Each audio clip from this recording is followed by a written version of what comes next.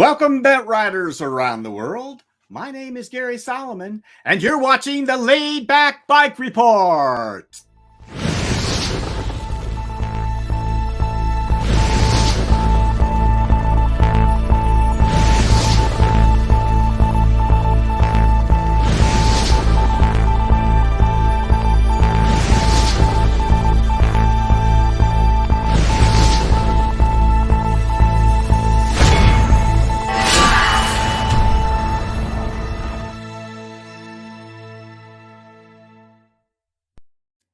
Well, it's just great to have you all with us today, bent riders. We have an amazing show for you today. Let me tell you what's in today's webcast. We're going to kick it off, as we usually do, with our pal Honza Galla with the Recumbent news. And then on to one of our first featured guests. It is Nicola Chiacchio, an Italian gentleman who is a Trike tourer, got himself in some serious trouble and was abducted in Timbuktu for 20 months, an ordeal that we're going to discuss in some detail, talk about his trip and what he used during the trip and everything. So great guy. I think you'll be interested in that. And then we're going to talk to, from Paris, France, Daniele Gonano, a friend of mine who does a lot of stuff. He has been on the solar trip a number of times, where you cross Asia and Europe with a solar assisted bike or trike. He has done that and now is developing something for the next solar trip of his that he thinks will work better. And that involves a tilting mechanism. We've talked about that kind of thing before, and has developed a tilting Velomobile. So we look forward to talking to Danielle about that. Our Laid Back Bike Report review team is in action this month with our buddy Tim Segard from Bent Revolution down in Florida. And Tim has done an amazing review of the HP Velotechnik Streetmachine bike. So two-wheeler, we haven't done too many reviews of those. It's interesting to see that. And we're going to finish up with Peter Stull, the bicycle man, who has a look at a classic bike from the past. It's called the Pharobike Low Fat, and we're going to talk about it and its interesting history as well. So with that, I think maybe we'll take a look at who is helping me out today. How about putting up the crew here, Larry, and see who is with us today? First of all, oh, Doug, you did make it. That's good to see. First of all, Larry Seidman from Colorado Springs, Colorado, is doing the directing today. Hi, Larry. Hello, Gary. Everybody else? Good to have you with us. And down in Jackson, Mississippi, it's Trey Burgoyne. Hello, Trey. Howdy, y'all. How y'all are? Trey will be doing the media as always. And let's see, how about over to Alfred Station, New York? There's Peter Stull himself in the shop. Peter, how you doing? Good. It's good to have you with us. And also Honza Galla from the Czech Republic, our news director. Honza, how are you? I'm fine. Thank you. Great to be here. Good to have you with us. And in Cold Spring, Kentucky, it is Larry Varney. And hi, Larry. Howdy. So Larry, just briefly, I know a lot of folks know that there have been some problems with Bent Rider. The website has had some serious issues here over the last couple of weeks. Can you give us a quick update on that? Yeah, the last I've heard is that it was a denial of service attack, which happens. And it just happened to be at the most inopportune time over a holidays period where the people who on the site that maintain the actual physical equipment and all that, they were off on holiday. So they didn't have the proper people around who could actually fix things. So the last thing I've been reassured that now that the holidays are over, back into the regular working seasons and all that, supposedly, hopefully, sometime early this coming week, we'll see it all back to normal, and it won't be sporadically okay. It'll be normally okay. All right, let's hope that is the case, because so many people love to get their recumbent information from event riders. So let's hope it gets back up. Great, thank you, Larry. And let's see, down in Florida these days, we're gonna take a look and say hello to Denny Voorhees. Hi, Denny. Hey, how you doing? Hey, I'd also like to add that Brian's been kind of busy the last few days.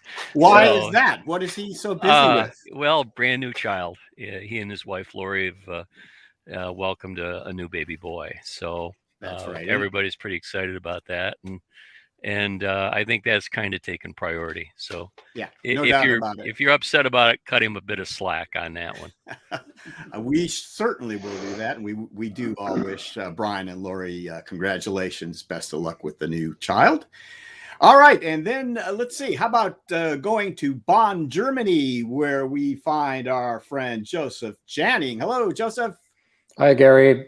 Hi, everyone. It is good to have you with us. Good to be with you this year. Yeah, great to have you. And lastly, I know I was just going to introduce him. Let me just say, he hopefully will be back. That's Doug Davis that you saw briefly there, folks. Doug is having some internet issues there, so hopefully he'll be back for us and join our discussions. So, all right, with that, let us move along to talk about how you guys can participate in the live chat. So, as you guys probably already know, we run the live chat on YouTube, and you can also comment on Facebook if you're watching there. So please participate and say hi. Tell us where you guys are from, and we would love to see that. Also, we would hope that you will support the Laid Back Bike Report. You can do so by liking us on Facebook, subscribing to us on YouTube. We are very close to getting to 10,000 subscribers on YouTube. So if you haven't subscribed to us, we really would appreciate achieving that milestone. We worked very hard over the years to get there. So if you wouldn't mind taking a minute and subscribing, that would be great. And you can also click on the little white eye up there, take you to the Laid Back Bike Report website, where you can learn a lot more about us, find out about past shows, what's coming up. You can buy a Laid Back Bike Report hat, lots of stuff there. So that would be great as well. And lastly, one of the best ways you can support us is to become a Patreon supporter for as little as $1 a month. So patreon.com, you can find us there. That would be great. All right. Now, the next thing I want to tell you about is our sponsors now. A new year, and we have some new sponsors as well. So let me go through and thank each of our sponsors here one by one. First of all, TerraCycle, makers of exquisite recumbent parts and accessories for your bent. And Trailside Trikes, a fine recumbent trike shop on the Withlacoochee Trail in Florida, and now in Knoxville, Tennessee as well. And TerraTrike Greenspeed, the best in leisure, performance, adventure, touring, electric, and portability.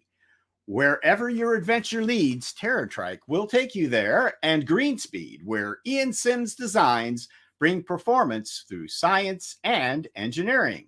And Laidback Cycles, the top USA dealer for TerraTrike and the premier source for CatTrike, Ice, and Greenspeed. We give you the freedom to ride. And then we also are going to welcome 4 new sponsors to the show, and we're excited to tell you about them. First of all, Connecticut Yankee Peddler. We feature multiple brands of trikes, including electric assist models. Stop by and see us at the Iowa Bike Expo on Saturday, January 29th in Des Moines, where demo rides will be available. Test rides and Southern Iowa hospitality are always available at our mega store in Chariton. And Bicycle Man, ready for spring 2022 with over 150 recumbent trikes and bikes in stock. And AZUB, proud to be a new partner of the Laid Back Bike Report. Our entire crew hopes you have a great 2022 with many miles spent in your recumbent seats. Enjoy the show. And Recumbent PDX. With 150 trike inventory, Recumbent PDX is the West Coast's only CatTrike megastore. We have over 20 trikes on our showroom floor just waiting for you to test ride through our beautiful Portland neighborhood. Call or email to schedule your test ride today. All right, great to have all those sponsors supporting our show, making it all possible. Thanks, guys. All right, let's move along to our news report with Honza, Galla, and Larry. Let's get right into it. Hello everybody, Honza Galla from Recumbent.news here with another set of news items for you today. I have 3 interesting information for you, plus 2 tips for articles to read. The first one is Haze's Bike's new website, a modern web page with a great graphics, a nice full-width layout, tons of photos, videos to watch, and texts to read. Great job, Haze. The second one is a bit sad. The Dutch company Drymer, which also owns the Sinner brand, has announced that they will stop producing their recumbent trikes and velomobiles at the beginning of February.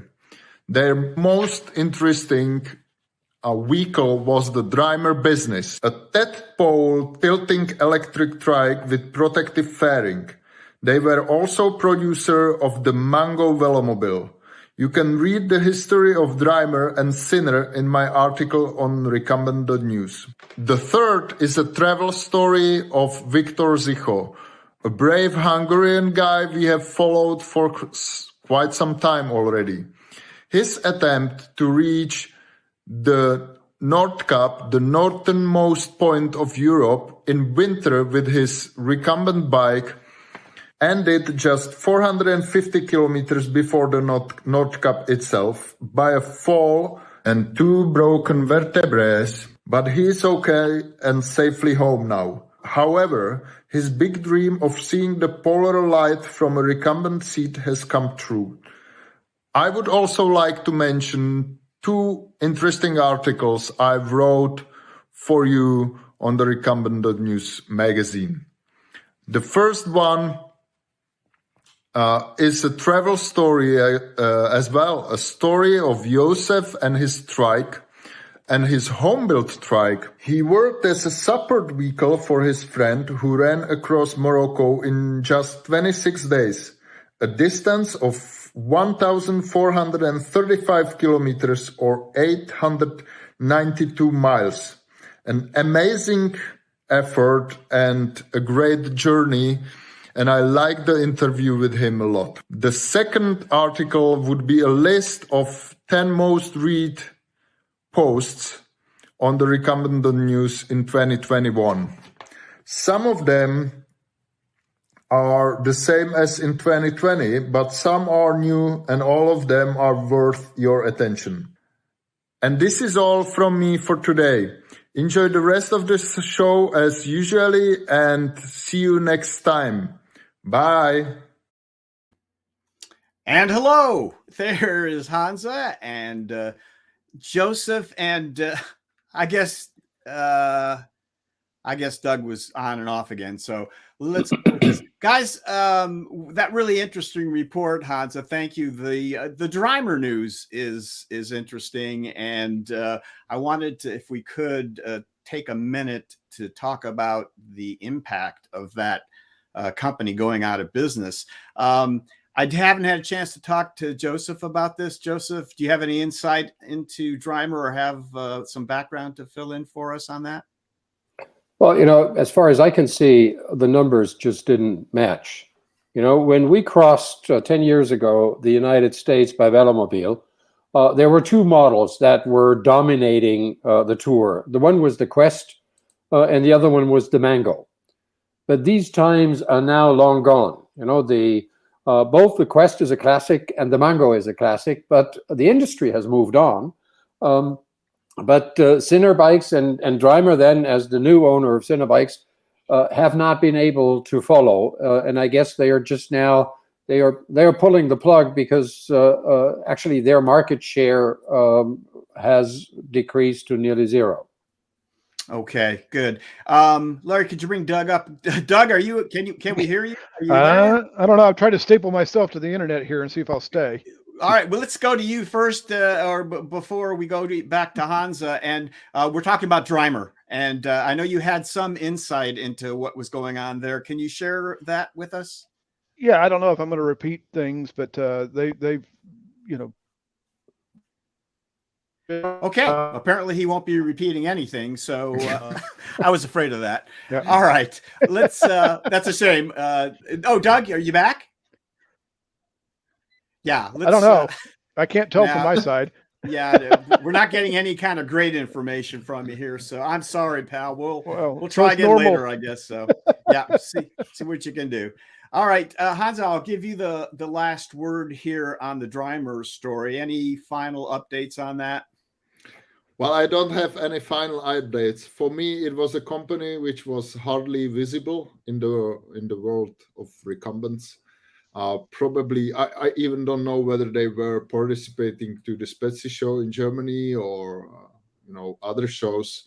I was also kind of surprised that they bought the Mango rights or the rights to produce it from the Velomobile NL many years ago, because Velomobile NL, they were those guys who produced it first and developed it.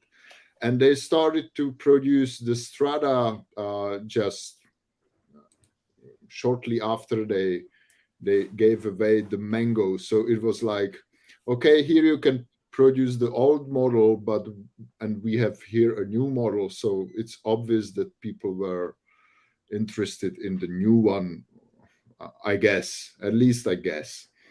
So that's it. Hardly visible. I think it's also, these are tough times for companies that are doing relatively well. So if you're on the margins, I think this may have something to do with it too. I got a question, a two-part question actually from one of our viewers via email. Let me read this to you, and then Joseph and maybe Doug and Honza, whoever wants to chime in on this. It says, "Hi, I noticed Drymer and Leba are both looking for people to buy the companies.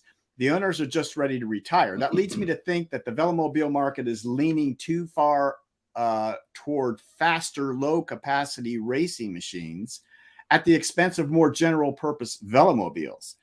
For the broader market, people need something with a useful turn radius and some luggage capacity. Here's the question. Are Velomobiles becoming specialized to go around tracks really fast?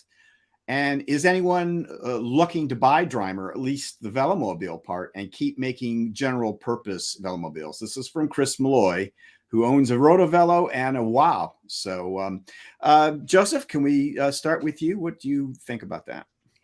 Well, Gary, I'm not a racer. I'm a tourer. I'm a rider. I use my Velomobiles in everyday traffic, in town and around town. And I can tell you that the presumption is not quite correct.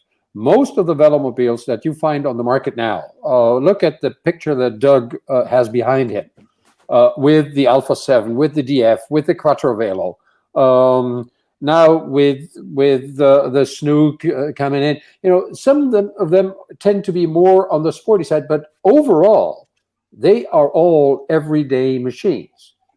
You just need to be interested in a more sporty ride, and you need to be slim enough to fit in. But if you look at me or Doug or other people riding Velomobiles, that pretty covers a fairly wide range of people. So I think actually the Velomobile market is tuned primarily to the everyday rider. And yes, there's a racing segment in that, but I think that's the minority of it. Yeah. But these everyday riders, and you would be the same if you owned a Velomobile. You want an efficient machine. You want to go as fast as possible with the least possible effort without adding a motor. And that's what I think the current market dominators do very well. Very good. And you're not buying the premise. Neither did I. I was going to say that as well. Doug, are you there? Can you give this a try? I'm trying. Go ahead. Can you hear me okay? Yeah, go. So go. I tend to echo the same thing. The buyers we get fall into three categories: touring, car replacement, and racers. The first two are the bulk of the sales. We get one or two racers for everything else. So it's okay. All right, we lost you again, Doug, but I think we got the general idea marketplace. there. So I'm sorry, but yes, again, we're not really buying what Chris is saying here as far as the nature of the market today. And Honza, I'll give you the last word. You want to give us some final thoughts? Yeah, well, I'm always a bit against Joseph and Doug. I don't agree with the opinion that the Velomobiles are let's say good enough for everyday riding for like a lot of customers. You know, that's probably why they are still such a very, very niche market. So yeah, of course, people are buying them for everyday use. People are buying them because they can carry more stuff in them than on a normal bike. They can ride them in winter and so on and so on. But on the other hand, if we want to have more of them riding, we have to make, or I think there is simply a way to make a step and make them something in between a cargo bike and a car. And then, of course, it's the long time question whether we should call them a Velomobile still, or we should call them any other way. But simply getting on and off the Velo, having been very low in the traffic and so on. So I think those are major doubts the ordinary people have when looking at them. So yeah, the Quattro Velo is probably the closest one to the general use, let's say, but I think it's still very sporty ride, purely not purely, but a lot oriented to aerodynamic, to speed, to efficiency, and developed by people who in general don't like using electric motors. Right. So there's that perfect or close to the perfect compromise. Gary, would you allow one more remark on that? Go for it, Joseph. Yeah. You know, if Honza has a point, of course, but if that really was a marketable argument, we would not see the Orca go out of business. A very intelligently designed model tuned to the kind of customer that Honza was describing, or the Liber Extreme with its much wider opening, or the pod bike for that matter that we covered in this show some time ago. I would suggest to you that all of these machines find it very difficult to capture enough of a market share to sustain production. For the pod bike, that's still an open question because it's not really on the market yet, and we'll see. If that one succeeds, then you would have at least one model that fits the criteria that Honza was describing, and that might attract an entirely different set of customers. All right. I'm afraid we're going to have to leave it there. A fascinating subject. We've touched on it before. We're going to come back to it again as we see other entries into this market. So Honza, thanks for the news report, and Doug, thanks for trying, and Joseph, thanks again, and we'll probably see you guys a little bit later on as we move along to our first guest segment. This is an interesting story, folks. It's a compelling and dangerous tour that was taken by Nicola Chiacchio a couple of years ago when he began. And so let him tell the story here. And I hope you'll enjoy this segment with Nicola. Go ahead, Larry. We are here with Nicola Chiacchio, and he is with us to relay a very interesting story, an experience that he had. Nicola, could you tell us, where are you right now? I'm in Chile. You're in Chile. All right. Let's start out by talking about maybe a little bit of your background and your history of touring. When did you get started doing bike touring? Well, bike touring, I started maybe 30 years ago. My first trip was in Italy when I lived. So I cycled in the south of Italy, and I did some trip in Europe too. So that was the beginning, but after I moved, I changed bike for a motorbike, and then I came back to the bicycle in the last 20 years. And can you tell us, why did you go from a bike to a motorcycle and then end up with a recumbent trike for touring? What made you choose that? Oh, okay. I didn't know nothing about recumbent bike. Not very few people used to ride a recumbent bike in Italy. Almost all the people use a racing bicycle. But I wanted to go to the desert, so I started to look for information in internet. I found a book of a man, French man, that in the 1980s he did a trip from Algeria to Timbuktu, and he used a 3-wheels bicycle, but not a trike, just 3 wheels in the same line, So, and he built this bicycle and used a bigger tires, fat tires. And it's time that fat tires did not exist. He did 2 trips from Algeria to Timbuktu in Mali, and he had a problem because he carried a lot of weight, lots of water, and he could not go slowly because of on a normal bicycle you cannot go slowly. If you go slowly you fall down.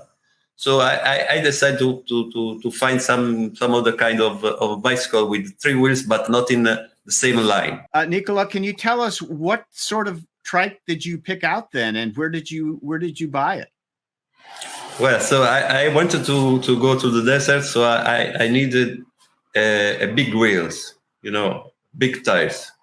So I found that there are very few companies that built a fat trike. One was AZUB, the other one was ICE, and I found that in Spain there was a dealer of AZUB and ICE also, ICE too. So I was living in Chile, so my plan was to fly back to Europe, to Madrid, and from there, that city, start my trip to Africa. Nicola, you then went on to tour Africa, and I'm wondering, why Africa? Is it just because of that book that you read, The Other Gentleman? Is that what intrigued you? Why Africa? Well, Africa is a dream of my life. When I was a little child in Italy, well, my family was poor family. We had only a very, very bad television with only few channels. And in one channel every afternoon, they broadcast documentary about Africa. I was fascinated about Africa, about the nature of Africa, about the people of Africa. So when I was in the school, I had my best friend. We were 6 years old, and we talk every day about Africa. We wanted to go to Africa.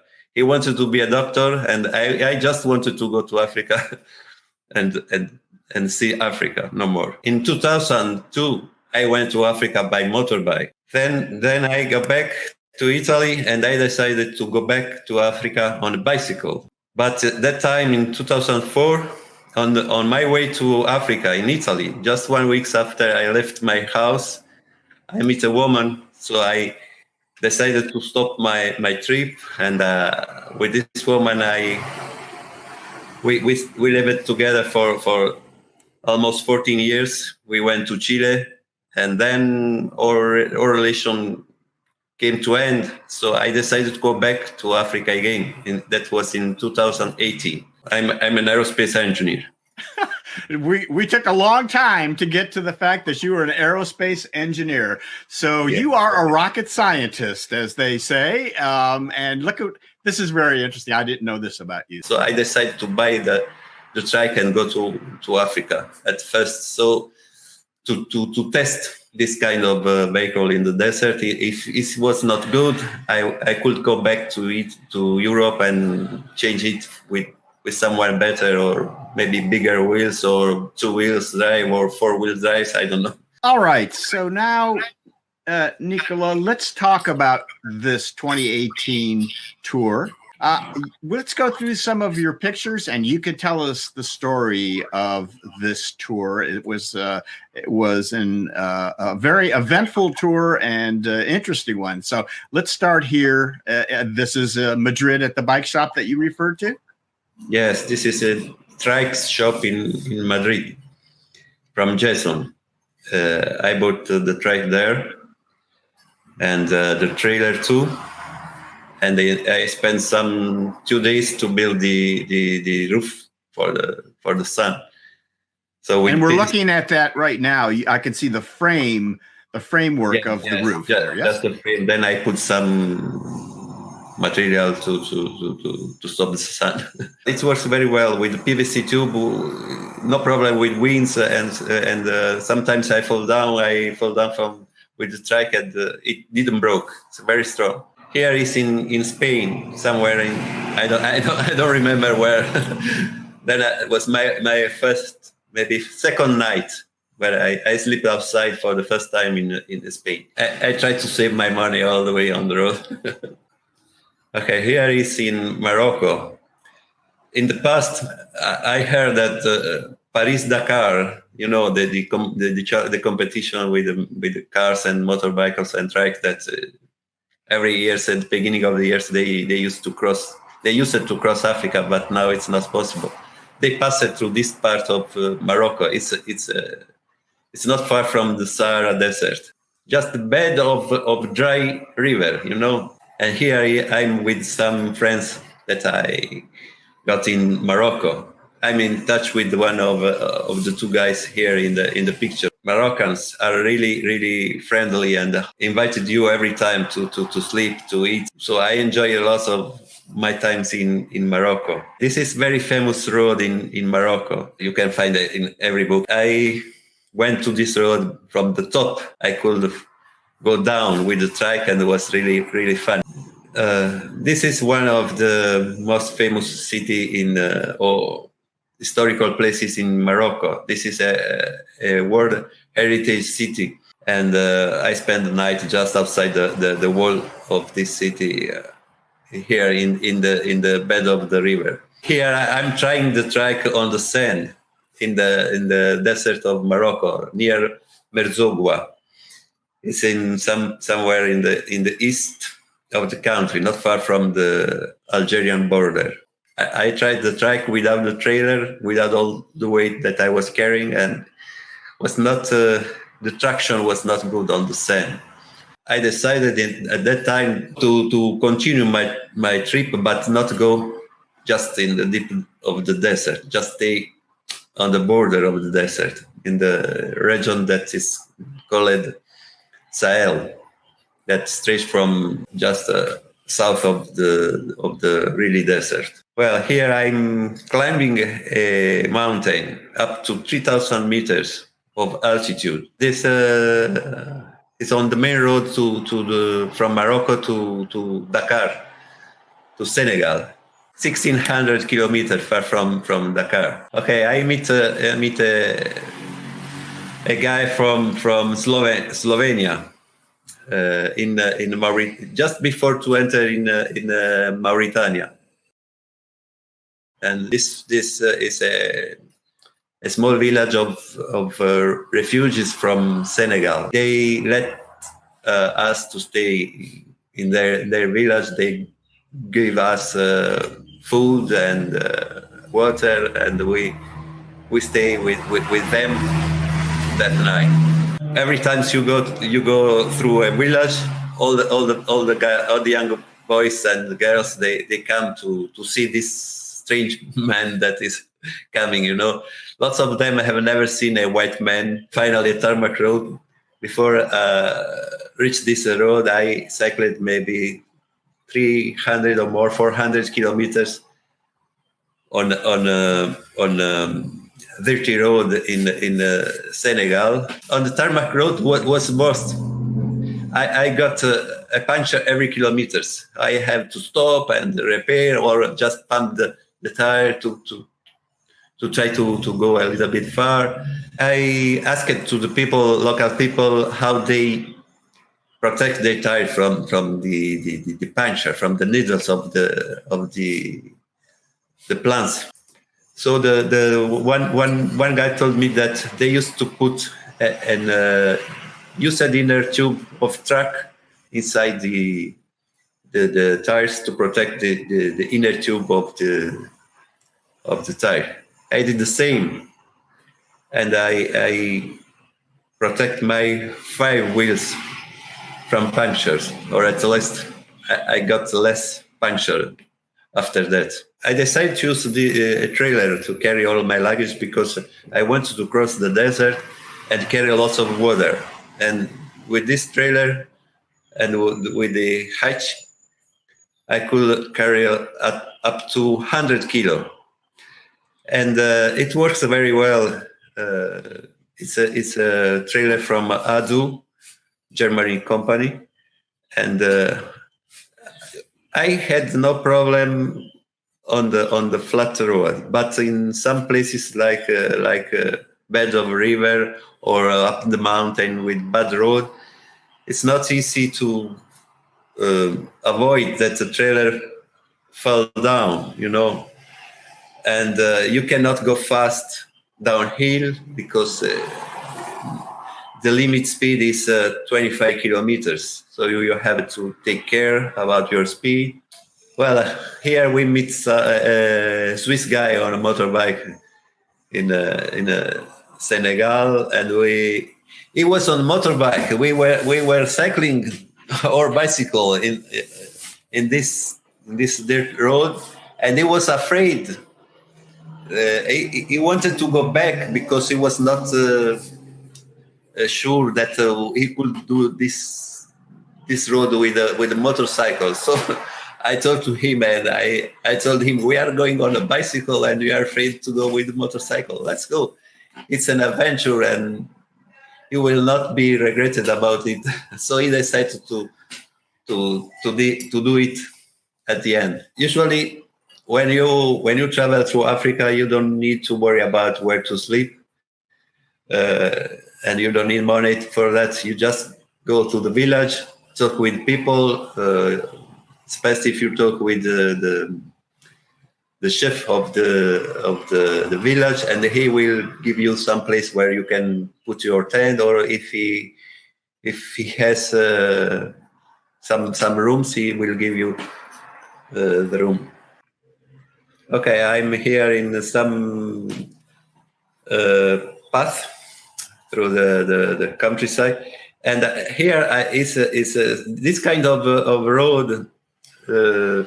Let me think that it's better to have a quad instead of a trike, because you can, with the wheels, the front wheel and the back wheels can follow the path. Instead, with the trike, the rear wheels always stay on the grass, or the front wheel have to stay on the grass. So it's not nice to cycling like this. They asked me from where I was coming, why I was cycling, because they don't understand that a white man want to cycle instead to ride a motorcycle or a car. They don't understand that. I went to Africa in the dry season, so not a lot of fruit. Or you can buy also a lunch here, some rice with fish, or just some meat. But I don't eat fish, so I don't eat meat. So I used to prepare my food all time. Here I had an accident well, not exactly, but I parked the trike and the trailer on the road, and I went somewhere in the shadow to get a rest. And I was talking with my friend Boris. I saw a truck that he was backing up through my trailer, and I start to run to stop this truck. I knocked on the truck, but it didn't stop. So I jumped up on the cabin of the truck and loaded to the driver. Hey man, stop you! But it was too late. But the trailer got just this little dent. That was bad.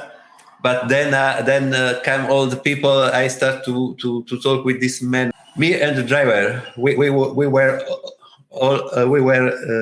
angry. You know, I start to load him and he to me. So some people came to calm down the situation. An old man, maybe a religious man, asked us to make the peace. You know, I offered my hand to the other guy, and he was not so happy. But at the end, he gave me his hand. So we shook the hand, and we made the peace. Okay, this is a well in the village where the women go to take the water. It's very deep, and they take it by hand with the rope. Sometimes it's 20 meters or 40 meters deep in the dry season, and they have to carry the water, a bucket with 20 liters or more, to their house all day, because they have not running water. One time I tried to to do this job by myself, you know, but the men were not agreed with me, because they didn't want that man did this job, because this is job for the woman. So if the man started to do this, it can be problem for them, because the woman after they can say to the man, well, look, this guy is taking the water. Why you didn't take the water by yourself? I take a boat to cross the river to go to the other side. It's a very large river, so wide river. There are no bridge on this river, so I put my trike on and my trailer. To have more shade, I put a t-shirt on the back and some other clothes on the both sides, right side and left side. Here I'm relaxing after I crossed the Sahara Desert in Mauritania and Morocco. Was the first time that I spent a day in a hotel, you know. It's just a camping, it's not an hotel, but they let you to use the swimming pool. So I get relaxed for one day. I spend lots of my times in Muslim village. I prefer to stay with the Muslim, because usually they don't used to be drunk. They typically don't use it to loud music. So I spend lots of nights with the Muslim all the way in Africa. Here's a typical cars, African cars, filled up with all kind of goods and people up on the roof. It's a car for 7 people, but maybe they carry more than 20. You said car from Europe. These are a storage huts where people used to store the food that they collect during the year. Here is in Mali. Maybe I'm just arrived here in Mali from Burkina Faso. I was going to east, but suddenly I decided to move to west and up to north. I changed my plan. I want to go to Timbuktu. That was my original plan at the beginning. Then when I understood that my track was not good for sand, I decided to change the plan and go just somewhere in Africa, to the east or to the south. But on the way, I decided to go back to my original plan. So I decided to go to Mali, to Timbuktu. So I entered to Mali. It was not easy to get there because also in Burkina Faso, in Côte d'Ivoire, there were some problem about the terrorists that are in Mali, in Niger, and Burkina Faso, and they are not far from Côte d'Ivoire. So I get some trouble with police, with military on the way. They accused me to be a terrorist, and they tried to stop me all the way. Lots of checkpoint on the road, and they tried to stop at me, tell me that it was not safe, and that was better for me to go back to the south, But I decided to go on my way, and I reached this mountain in Mali that is near the Dogon region, where the Dogon live. When I reached this village, someone told me that I was the first white man that they saw since 5 years. They were happy to see me. They thought that maybe the thing were going to change because the tourists will come again to the place. So they give me a little push to continue my trip to Timbuktu. I reached the city of Douenza, where there is a base of United Nations mission in Mali. So from Douenza, there is the only road that you can use to reach the city of Timbuktu. The other way is going by the river, but I wanted to go by bicycle. So I tried to take this road, but after 5 kilometers that I was cycling on the road to Timbuktu, I got through the military checkpoint, and I just say hello to the military, and I was moving far away from them, but one of the military stopped me and asked me, "What are you doing here? You know that this is a war zone. You cannot go this way. There are lots of terrorists on the road. They will kill you. They will kidnap you and things like this." So they called the police. The police came and they take me back to their headquarters. So they started to ask me lots of questions why I was there. They wanted to check my luggage to find maybe some weapons or some books or something about the jihad, the sign where that the terrorists are making, or they tell us that they are making. So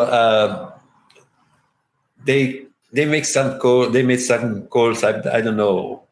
Maybe to the capital, so some chef in the capital, and they told me that I could not move from the police station. I was likely kidnapped for 36 hours, but at the end, they let me go, and they told me, "You can go everywhere you want." So I decided to go back to the road to Timbuktu. And again, the military, they stopped me, but I told them that I had the permission of the police to go to Timbuktu. So they made a call to the police, and then they got the answer, and they let me to go. and I that was So probably now something major happened. You were on your way to Timbuktu. This is a very important part of the story. Okay. What happened? The people in the town, they told me that I could not. The people in the town, they told me that I will be dead before the 30 kilometers. Someone would be killed me on the road. I will not reach the 30 kilometer of the road. I say I don't believe this. So I go through my way, and I reached the 30 kilometers, and nothing happened at this time. But I saw one guy with a motorcycle that I saw before when I stopped for asking some information. That he overtake me, and he goes somewhere far away in front of me.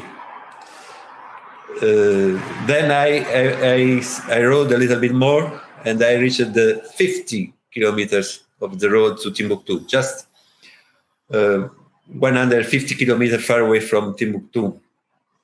And it was 2:00 in the afternoon, and I saw in the mirror that there were two motorcycles behind me with the 4 armed guy,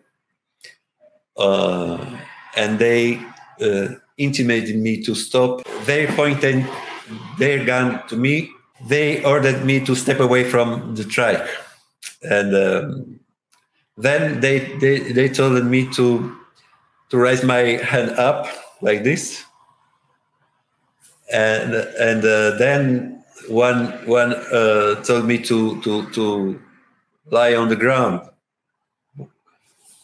and someone came and take my hand on the back, and they put a rope around my hand, and then they put something here on my ace, and then they told me to jump on their motorcycle, and we rode somewhere in the bush. I don't know in which direction. And then was the beginning of my adventure that last 20 months with the terrorists. They take me somewhere in the north of Mali. At the beginning, I was really, really scared of them. I didn't know really who they were, because the police told me that there are terrorists in the bush, but there are also bandits in the bush, and the bandits just kill and stole everything. But these people didn't kill me. Didn't kill me. So I was a little bit more confident that I could survive, So then day after day, I understand that they wanted to get something from my government. So, but I've never been really calm all the 20 months. Every day that I heard someone coming, new people coming, I was afraid that it was my last day or my last hours, So they bring me with motorcycle. We did a long trip, maybe 2,000 kilometers by motorcycle, by ship by boats on the river during the night, moving through the north center the Mali before at the first, and then we moved to north through the desert, and then maybe we have been also in Algeria, Niger, I don't know. It was a very long journey through the desert, and then we reached the final destination. That was just a tree in the middle of November, where I spent my times with these people. and I had no bed, just a blanket on the ground, and that was all, you know. Can you tell us how long you were held? Yes, I have been in captivity for 20 months. 20 months, but many times, every time that I meet some chief, he told me that no, that soon I will be released, but it was not like this, you know. Nicola, were you ever harmed? Did they ever beat you? Was there any violence? No. They okay. They didn't. If you didn't do nothing wrong, it's okay. They don't touch you. They don't give you any problem, you know. But the problem is not violence like this. It's that you have no connection with the world. You know, you don't know nothing about your family. My son, it's okay. It's not okay. My mother, it's okay, or maybe she could. I'm from Italy. You know, mom in Italy could die if his son is in bad times, you know. So you were worried that your family would not know about you, of course, and you worried about them because you were completely out of touch. You were isolated in that manner. Yeah. How did this get resolved? When did it get resolved, and what happened? I knew that Western countries, they don't want to do with the terrorists, you know. They don't want to pay ransoms, or they don't want to give them anything, because it's not good for them. And if they do like this kind of business will never end, you know. And I knew that there were other hostages there. That's two of them are still in captivity after 7 years. So I was a little bit afraid that Italy too could decided to not pay ransom for me. So there were very few options to exit from that situation. So one could be a military operation, driving from special corps, and at least one night, 3 months that I was there, I heard an helicopter in the night, and but just when the helicopter flew over me, and it go away. So when I wake up in the morning, my guards were not in the place. I was alone. So I decided to try. So I find the key to open my chain that they used to put on my legs in the night, and I escaped it. I run away, but in the desert, it's easy to see the footprint that you leave on the sand. So they found me very, very soon, after maybe 5 kilometers, when I was just in front of a hut of nomad people. So they bring me back, and then I was afraid that they could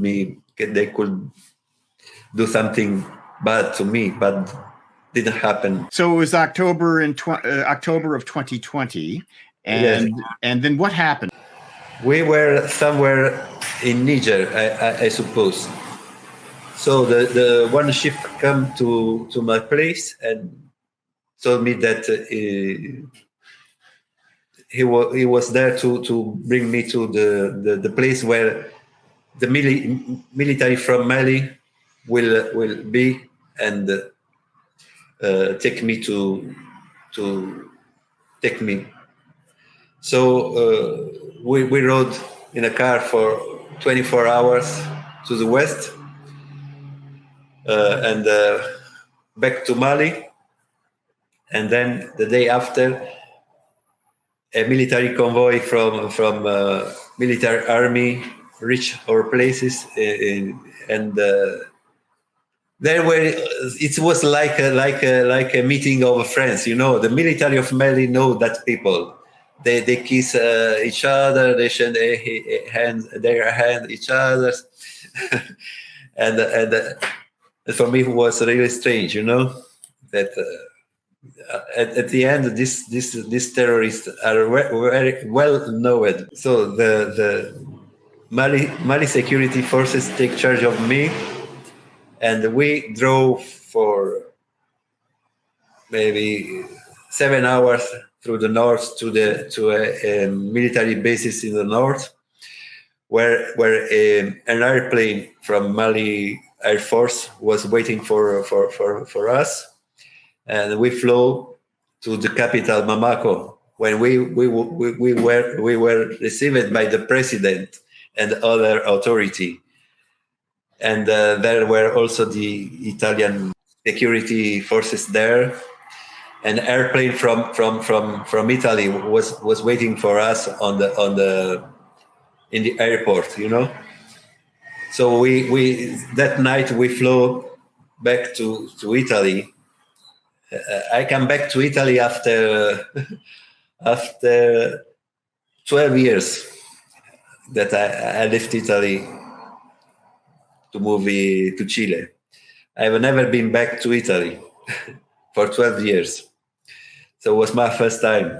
Really, I spent all time in the captivity talking with that guy that I wanted to continue my trip. I want to have back my Trike, and I want to have the permission from them to continue my trip through the desert, you know? So make sure I understand here. So Yeah. You were negotiating with your captors. I wanted to stay there, take back my Trike, and continue my trip to the north, through Algeria. You mentioned your trike and trailer, which had been left behind. Where are your trike and trailer right now? I don't know, somewhere in the Mali underground, or maybe but I don't think they used to burn the cars, because the cars is big, but the Trike you cannot burn it.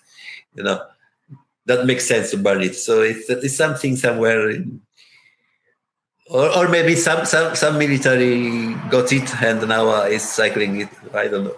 All right. Well, the chances are at this point you are not going to be seeing that trike and trailer again, Yeah. I would think. Let's talk about what you have done since you got to Italy and then you returned to Chile. Yes. And Okay. then what did you do when you returned to Chile? Okay. When I went to Italy, I went to visit my parents, you know. After 12 years, I take the time to visit my mother, father, sisters, and all the family. But after 3 weeks was enough for me, you know. I have been 20 months under a tree, and all times I dreamed of a new trip. So, and also my son is here in Chile, is living here in Chile with his mom. So I decided to come back to Chile. But that time, for the pandemic, it was not possible to fly direct to Chile. So I decided to fly to Brazil and cycling all the way to Chile. That was because I thought if I cannot fly to Chile, at least I can try to enter in Chile somewhere along the border, you know. Never. So I started my trip in Salvador de Bahia, in the Atlantic coast, and I cycled 5,000 kilometers. I got a used bike, second-hand bike, vertical bike, and after 20 months, my legs were really in bad condition, you know. But I wanted to go back to my son soon, so I used to cycle 100 kilometers every day. At the end of the day, I could not walk because my legs were like wood, you know, like stone. So in 50 days, I cycled 5,000 kilometers up to the Andean Mountains, up to more than 4,000 meters. You know, it was really incredible for me because I stay a lot of time lying underground. I spent a lot of time lying underground, and I didn't believe that I could do it. Really, I didn't want to go up to the Andes, but it was not possible to cross Argentina. So I went through Paraguay and then through Bolivia, and then I reached the border with Chile, and then I could talk with a police there. I tried to take a flight from Paraguay to Chile, but they didn't let me to get it on the fly. So I followed my road by bicycle through Paraguay and then up to Bolivia. And when I reached the border, they let me to enter in Chile because my son lived there. All right, so let's talk about your future now.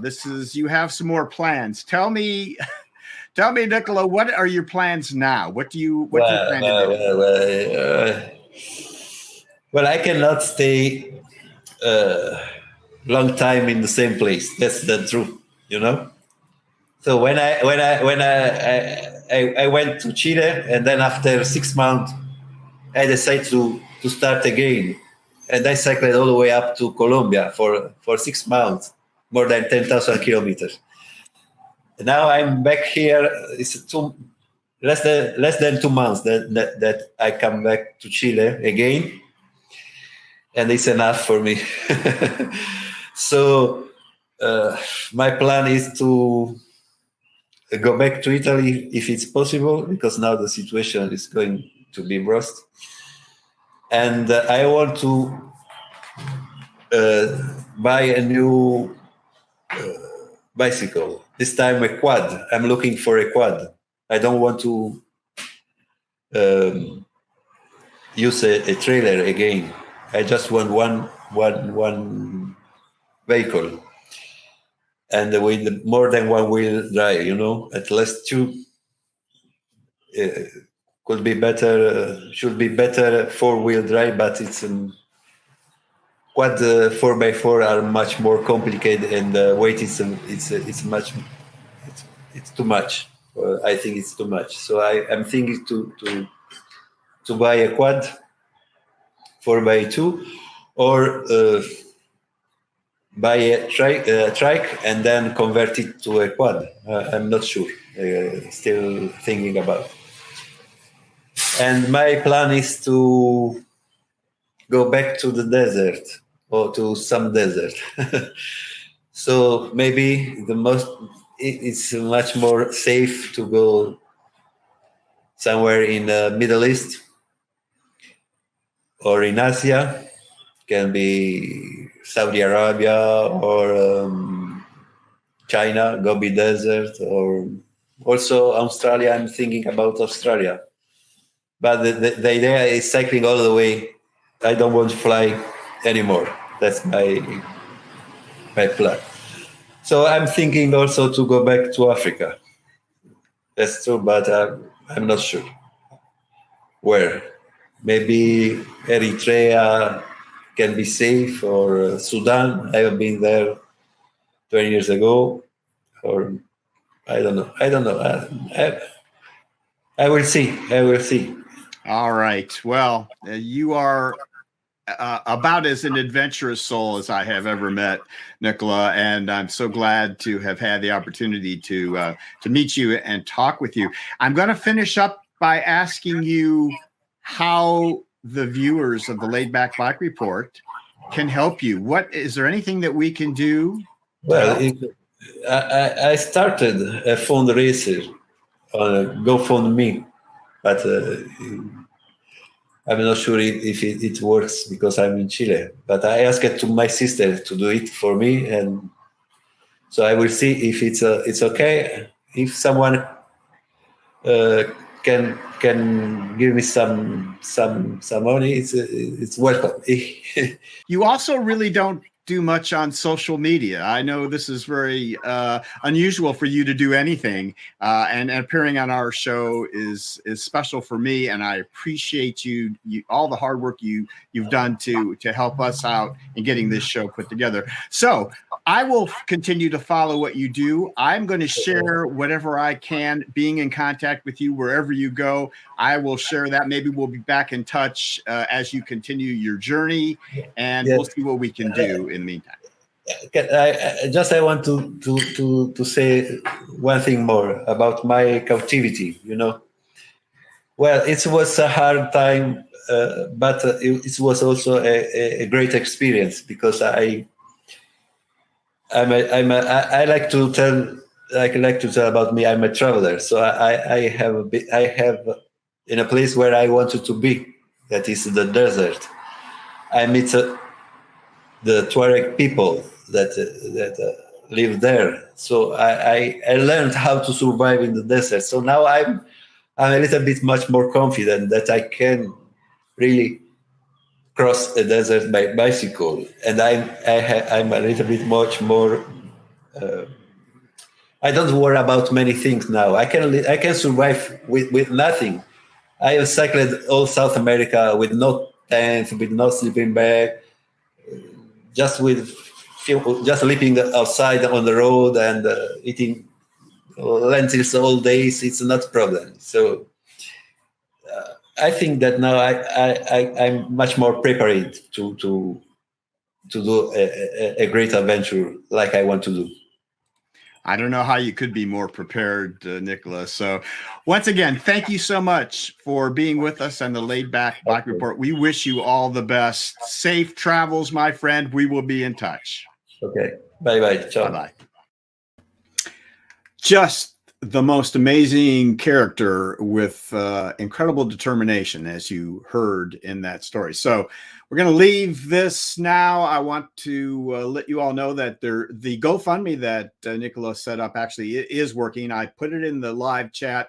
It's also in the description below if you wish to help him out on his future journeys and are inspired by his story. I would encourage you to do that.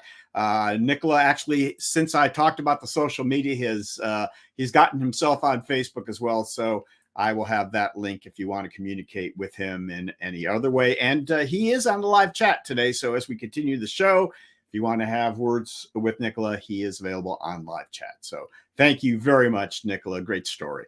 All right, let's move on to our second guest. This is Daniele Gonano. And Daniele is a gentleman I met a little while back at Spezi in Germany. He's a very inventive fellow, a great person to talk to.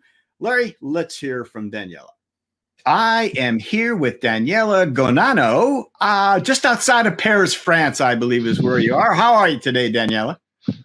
It's fantastic. It's always a pleasure to be here with you and your guests.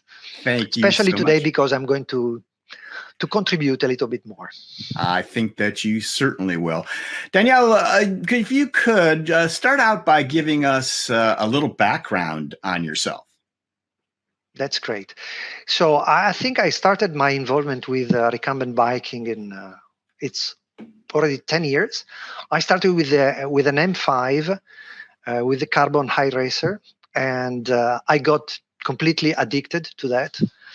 So it was a fantastic experience, and from there I started to use it a lot, and also to find some friends to go out with friends, because this is always more fun. And then after a few years, I got involved with the Sun Trip, and I think that we can start the real presentation from there.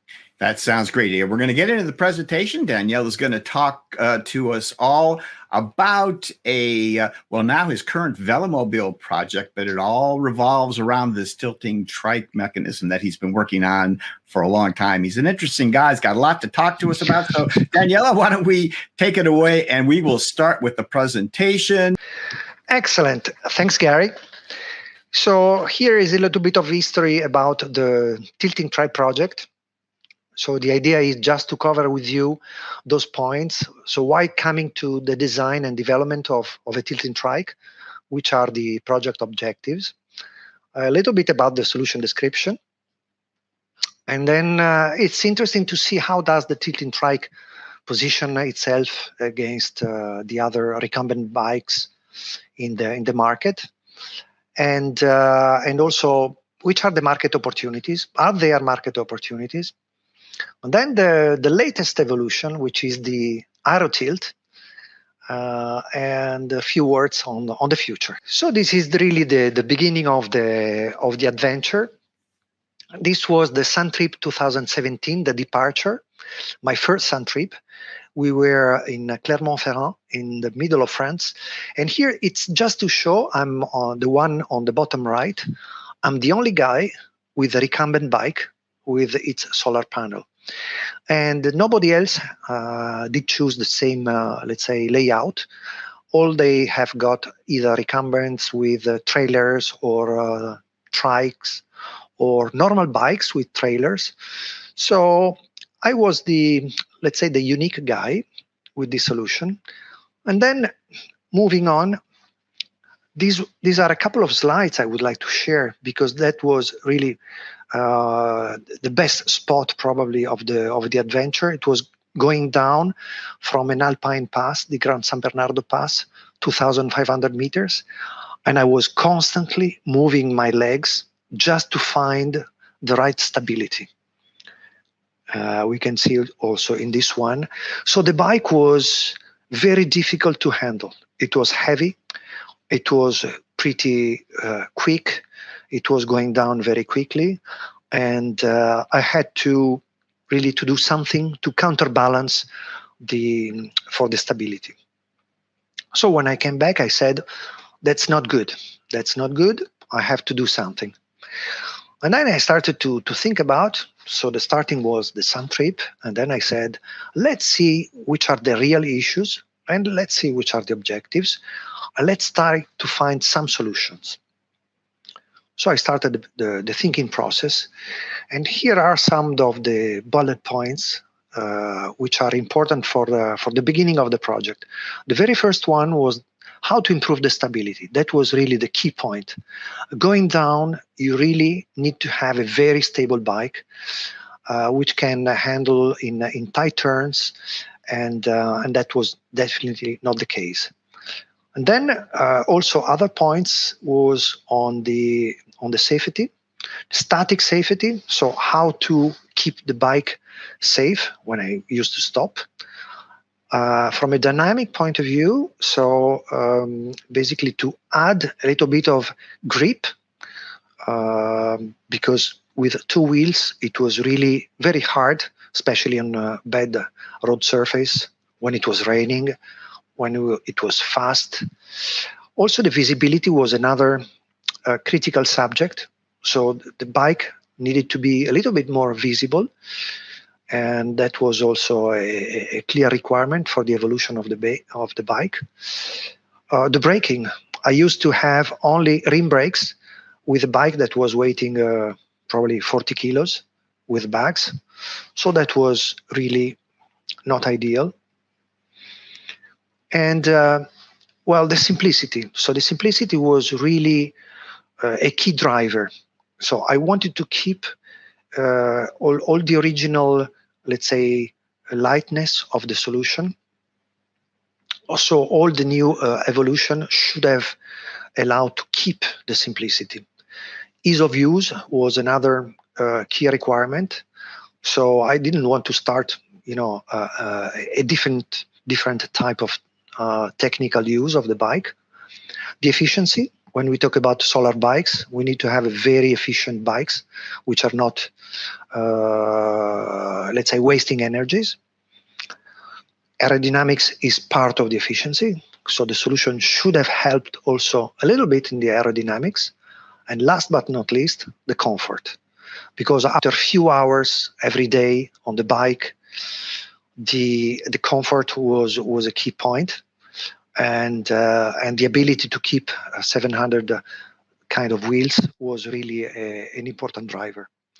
So with all of this, I started to think about possible evolution, and I came across something that was part of the catalog of the Cervelo, and at that time the Cervelo was offering this as a tilting unit, which could have been added to a frame. So I thought that that's the solution for myself. So that was what I call the solution 1A. But then I was able to start working on my solution, let's say on a tilting mechanism that I had in mind. So I started to develop a tilting trike based on a Raptor bike high racer. So I had a couple of solutions available. On the left-hand side, it was the Cervelo with a Cervelo tilting trike.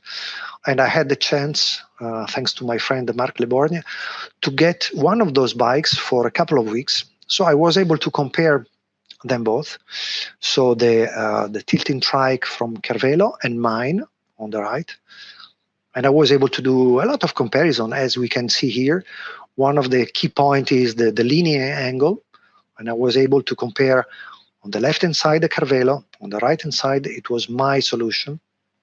And of course, I had a chance to ride both of them, and I really had a thorough comparison of both.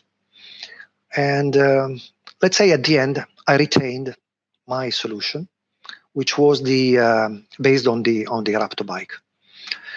So at that point, I think that it was also quite interesting to position the solution, the tilting trike solution, on the market, on the, let's say, on the recumbent market. So I came up with this spreadsheet where we can see the recumbent on 2 wheels column, the trike and the tilting trike. So we have the 3 columns vertical across 14 criteria.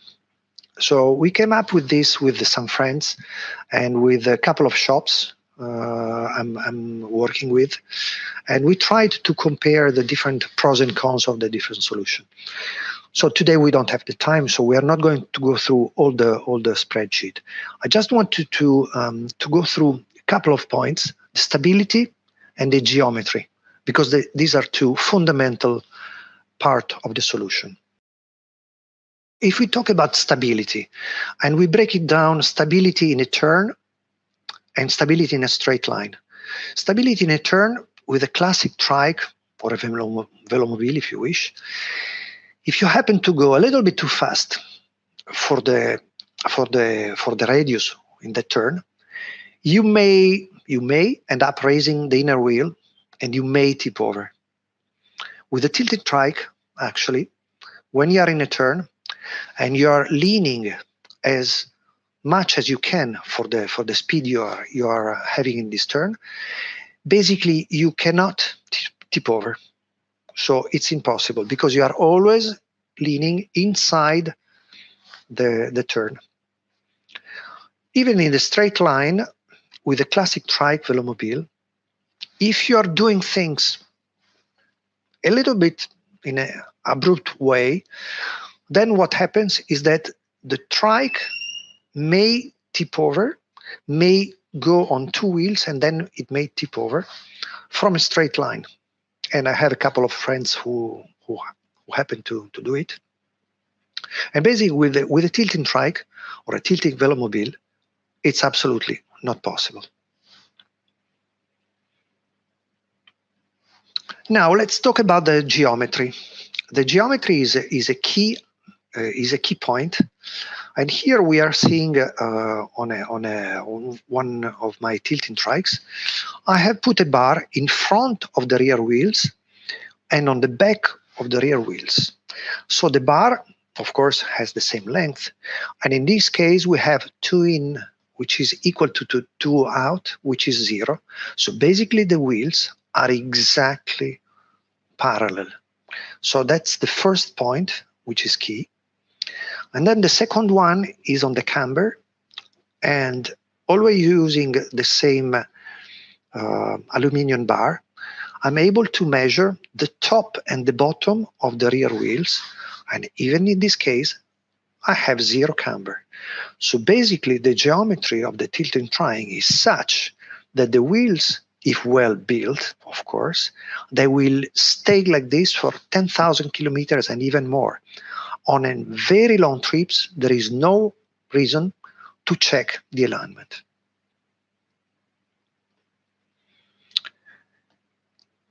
So that said, let's go a little bit to have a look at the solution. So the first version was in 2017. It was used in the Sun Trip 2018 and in the Sun Trip 2019. There were some signs of wearing of the mechanism.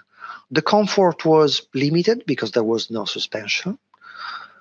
No possibility to adjust.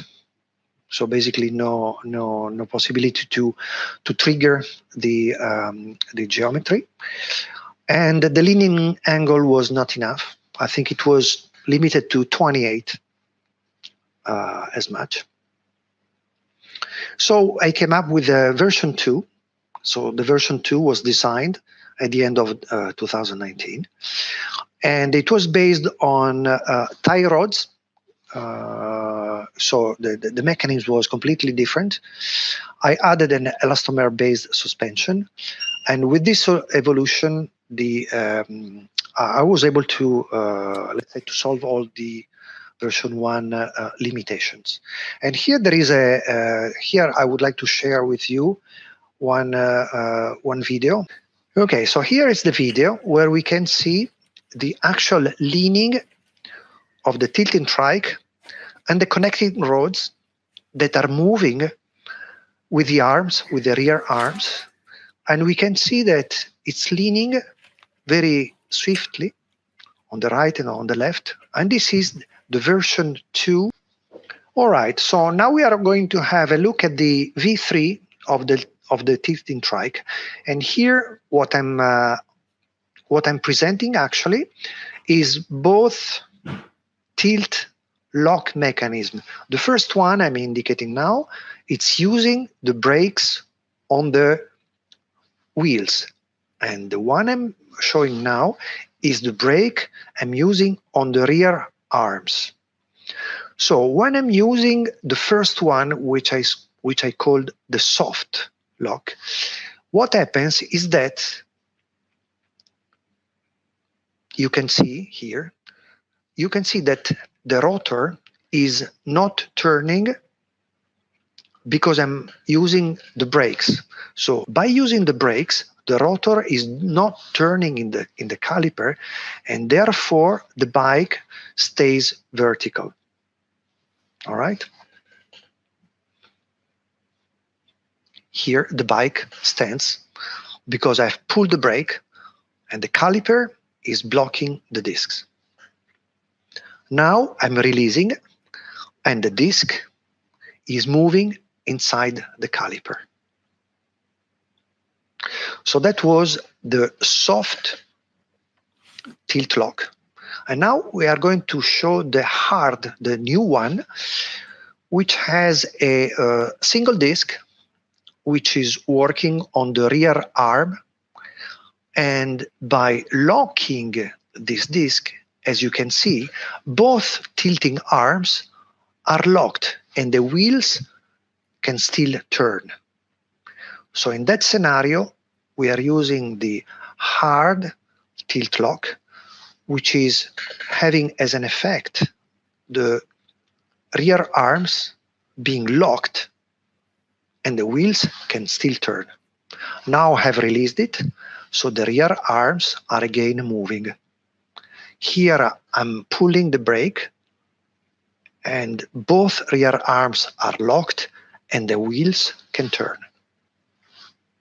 Okay, so let me now share a few examples of my different kind of bikes I prepared with the tilting trikes.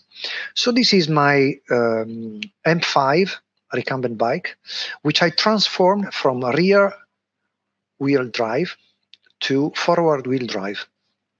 So that's the first time I did it. And then actually after, I was able to start from there and transform it from a forward wheel drive bike to a tilting trike. So these are two steps that I was able to carry over, and it was quite interesting because I was able to do it with a bike that was not originally intended to be used as a forward wheel drive bike. And then it's nice to show my first customer's tilting trike bike.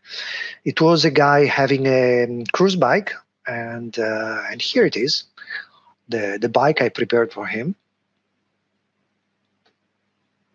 And here is another example of the kit I'm preparing. This is the kit, the tilting kit. Here I'm testing the elastomer and doing few completion tests of the kit, and the kit is then installed on a frame.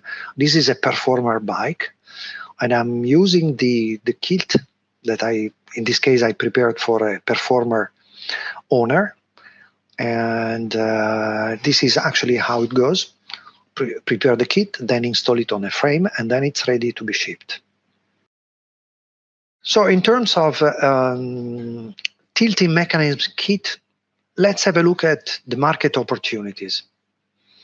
Actually, it was interesting because in the last 3 years, I have received, I would say, more than 100 of requests, either via email, via YouTube channel, via my website, Instagram, Facebook, and people are really asking all sorts of questions and inquiries. And there were different cases. The first one was people having a recumbent bike, like a Raptor bike or a cruise bike or a performer or a Toxi ZR, and they really were keen in adding the tilting trike kit. The second scenario was actually people having do-it-yourself projects. So they were actually building their own bike, and they wanted to check with me whether they can add my tilting kit. The third scenario is people not having a front-wheel drive bike, but having a normal recumbent bike, asking whether they could transform their rear wheel drive bike in order for the tilting kit to be installed. And also the fourth one, I mean, the fourth scenario is quite original one.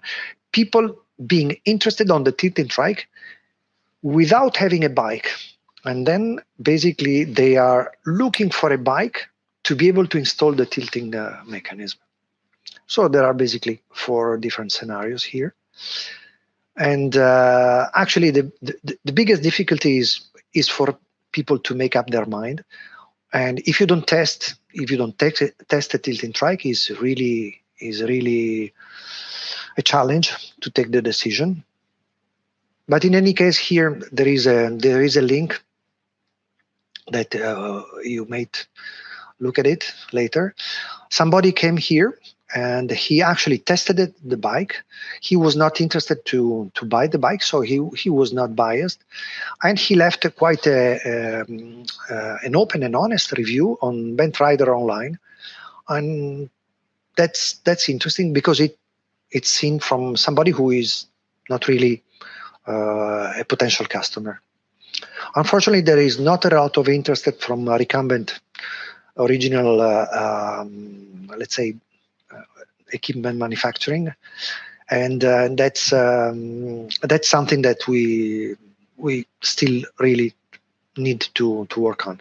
So the tilting trike project, at the moment, the last evolution is called the aero tilt.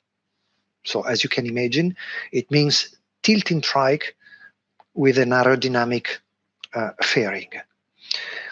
And let's say that after almost 4 years and 20,000 kilometers using this solar tilting trike with no major issues, I was thinking about the natural, evolution of an extensively tested tilting trike solution.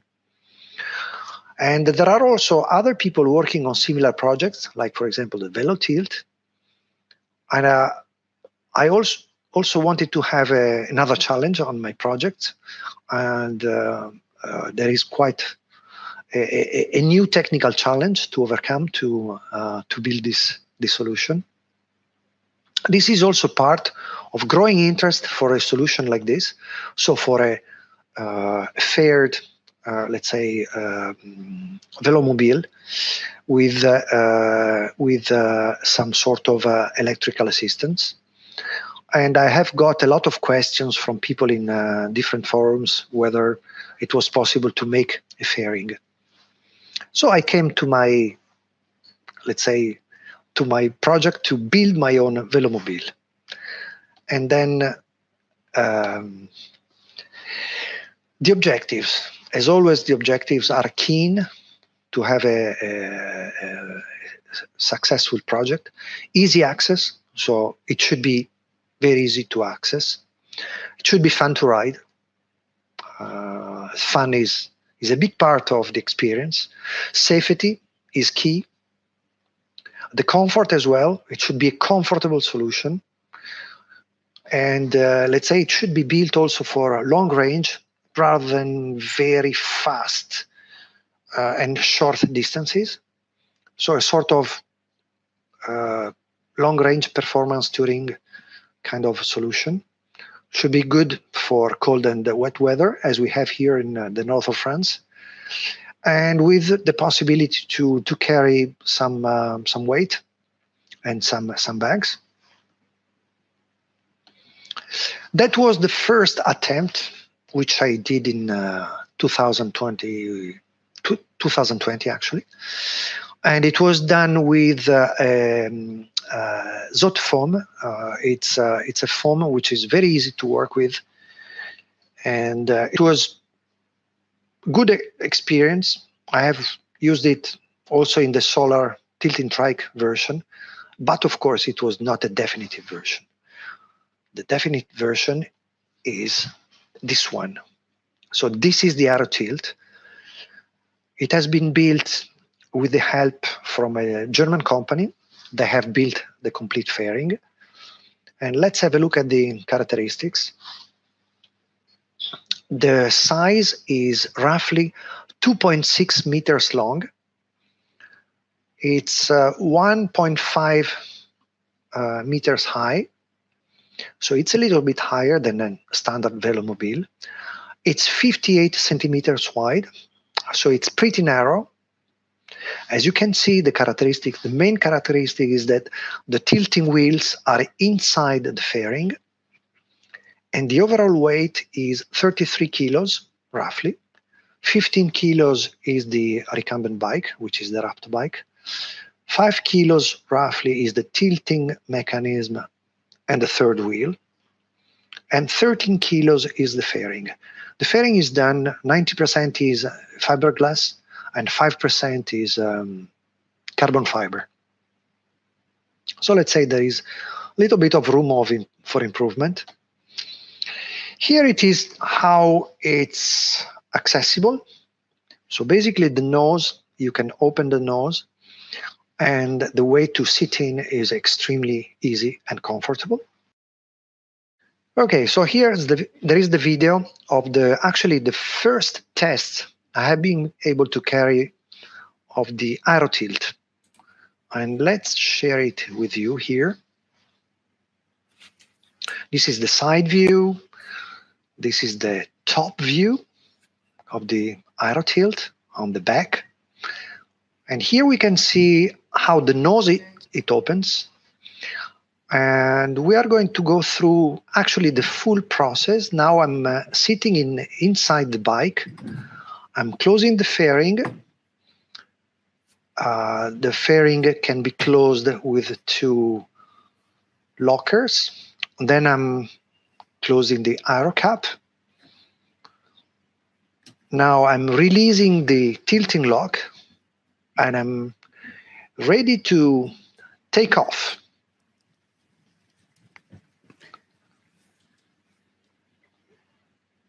So the bike, it's handling very, very, very well. This is a turn, not a very fast turn, but just to give the idea of how the bike turns. Here I'm riding back. It's a slower turn, very easy to manage. Now is the landing. So I'm approaching the landing area. I'm stopping with both feet on the ground. The first stick, I'm locking the tilting mechanism. And then after that, I'm able to raise the aero cap. And then I can open the nose. And by pushing gently the nose, I can also raise the handlebar. So the nose now, it stays open. And I can stand up and leave the bike on its own. Okay. Okay, so after having shown the latest and greatest part of my project, the aero tilt, let's have a word on what's next. What's next on my agenda? The V3 is still to be improved, is not fully operational. I'm still working on it to make it sure that it works 100%. The next point is really to continue to show the tilting trike, and I'm going to participate to the Spezi 2022, if we can, hopefully. And I will bring the aero tilt and also a performer tilting trike for people to be able to test, because really this is the ideal for people to sit, to test, and to experience what it means to ride a tilting trike. Then in parallel, I want to ride at least 5,000 kilometers with the electrified aero tilt to make sure that all the real life conditions are met and I can go through without any issue.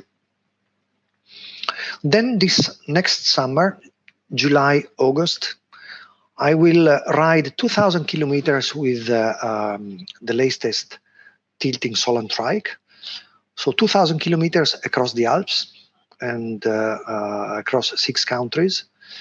And this is going to be another very good test for my bike. And in parallel, I'm still trying to find companies to help me producing the tilting mechanism kit, which I'm producing on my own currently. And also a company to be able to produce the aero tilt fairing, which could be sold as a kit. So anyway, Gary, it was a real pleasure.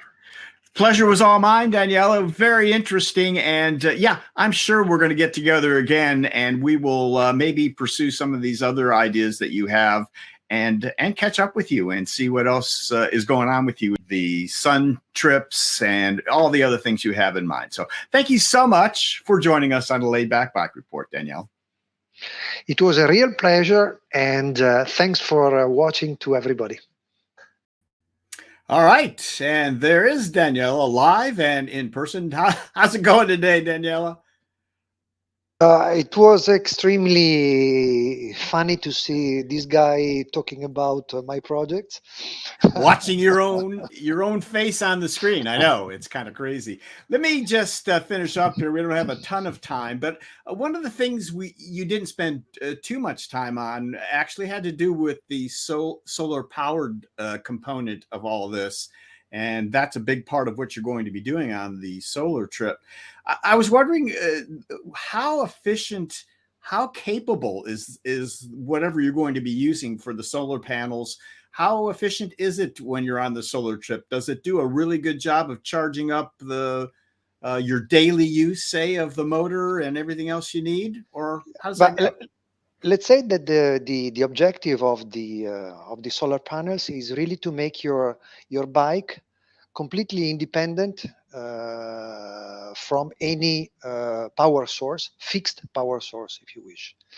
So with a good, let's say, with a good normal weather that you can expect during summer, you have basically infinite range for the day.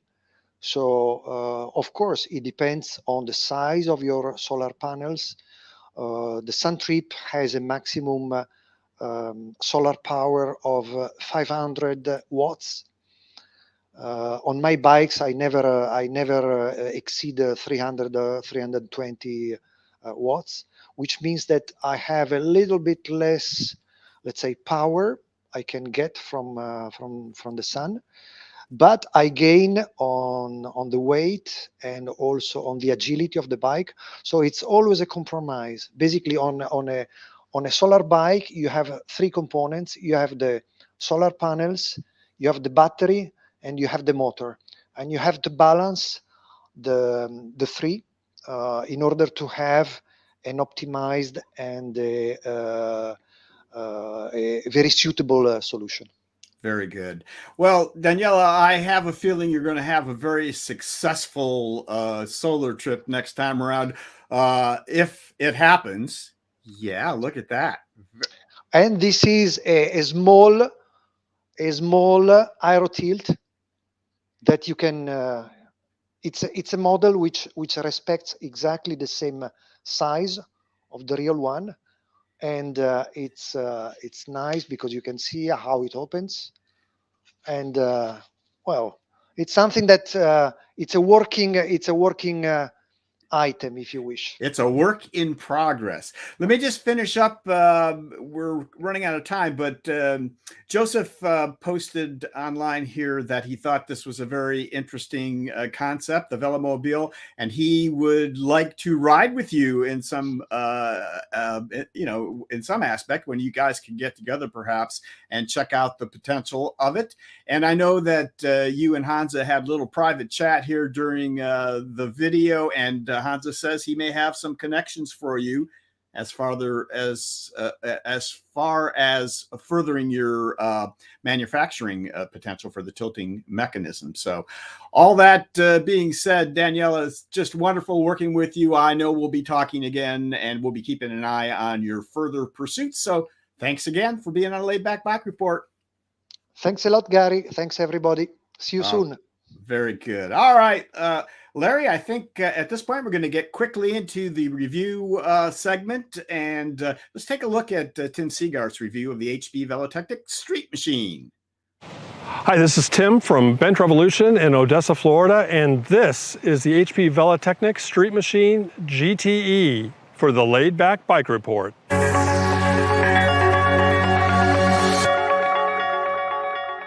This is the HP Velotechnik Streetmachine GTE. This isn't just any HP Velotechnik bike. This is my HP Velotechnik bike. I've had this Streetmachine for probably 3 years now, and I've put thousands of miles on it, ridden all over the place, and I really, really love the bike. Here's why.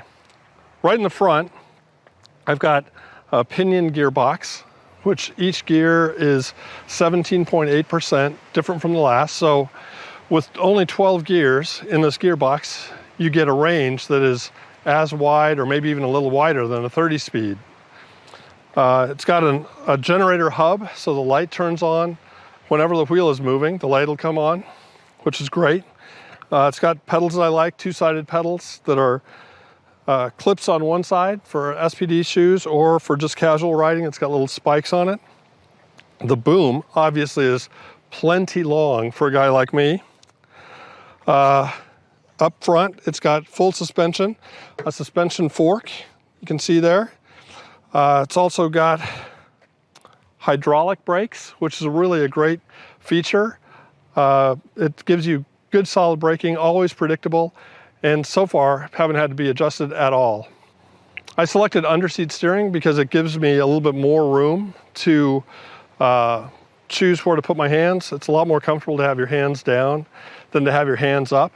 It just kind of wears on your shoulders over time if you're having to hold your arms up. So I like the underseat steering. I love this seat. This is the body link seat with the airflow cushion. This seat is fully adjustable, so I can get it to be more my size, or it could be shrunk down for someone, a shorter rider. HP says this bike will fit someone who is 5'4", but honestly, if you're less than about 5'6", I probably wouldn't mess with it because it's going to be hard to get your feet down. But for me, it's great. And of course, I'm 6'8". You have a choice of seats on these.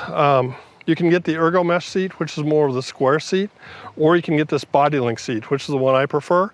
It's fully adjustable. You can make it taller or shorter just by sliding this in or out. On mine, I also selected the water bottle mounts, which go right on the back of the seat. It makes it really handy. All you have to do is just reach behind yourself and pull out that water bottle and get a drink, and there's one on each side, so it's really awesome. I equipped it with the low rack, which I use pretty frequently. That's where the kickstand is mounted as well on this one. And I've also got the higher rack, so I can get 4 panniers if I wanted to, one here on each side, and then also put something on the back. Along with that, I've also got a bag here this is from T-Cycle. They make a really great bag for the back of the bike. In here, I've got my tubes, my tools, probably more tools than I need to take, but you never know. So I am well equipped back here with tools. Then over here, I have a little handlebar bag attached to the pannier, the low pannier rack. And in there I keep my lock and some snacks and whatever. So I'm always prepared for a ride. The rear suspension is, I went with the regular spring suspension. You can also get an air suspension, but for me it's really not that vital to have that. Because it's a pinion system, it only has one gear in the back. So all the shifting is in the front. This one gear and this custom tensioner that HP makes is what keeps everything where it should be. And it's a really great system. That idler really makes a big difference. The pinion shift, it's very easy to operate. HP makes a custom grip, so the regular pinion shifter is only from here to here, but because HP knows how people ride these, they like to make the whole thing usable, which makes it much easier to shift gears when you're riding. And of course, no bike would be complete without the early warning system. Very friendly. This bike is pretty much a replacement for my car. My wife and I share one car, and most days I ride my bike to work.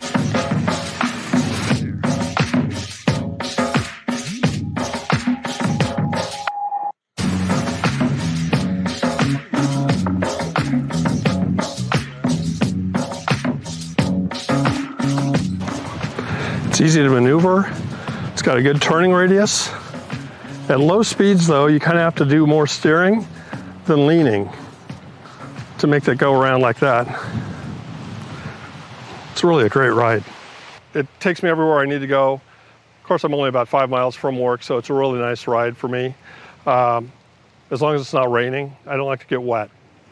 This model has a base price of around $4,000, but it's all customizable, so you can get whatever you want.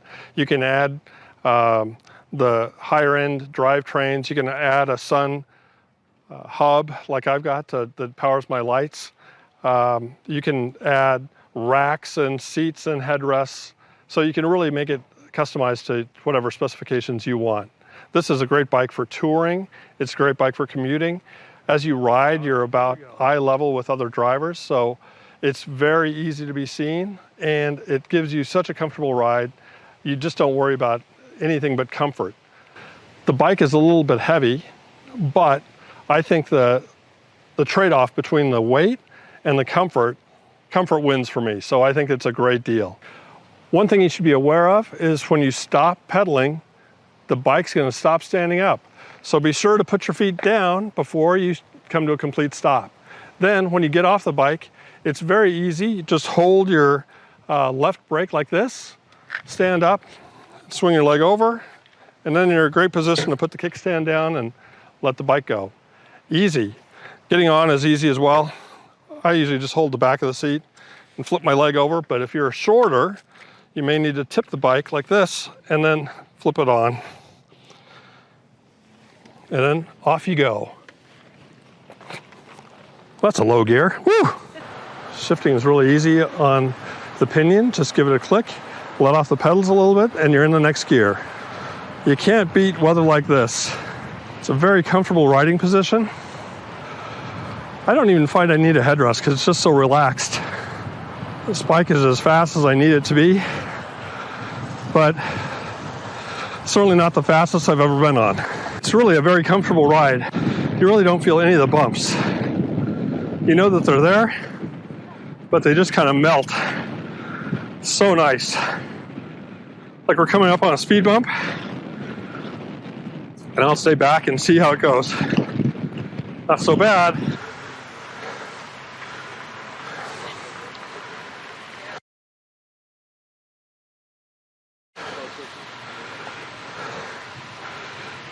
That's it. Hope you enjoyed it. Like and subscribe. You know the drill. Thank you, Tim. Tim does such a great job with these reviews. I really appreciate it, Tim. We look forward to the next one from you. All right, Larry. Next, we're going to get to Peter Stull, and he is going to talk to us about this classic Pharobike. Let's have a look. Hello, this is Peter from the Bicycle Man here with another exciting issue of how to fit a recumbent in your car. And as we all know, recumbents come in all sizes and cars do too. Now here we have a Toyota Prius, not the biggest car, but it has some space in it, right? And I'm going to put a bike in this car now, and it will be quite easy because I have an itty bitty, teeny weeny, yellow Pharobike Low Fat low racer.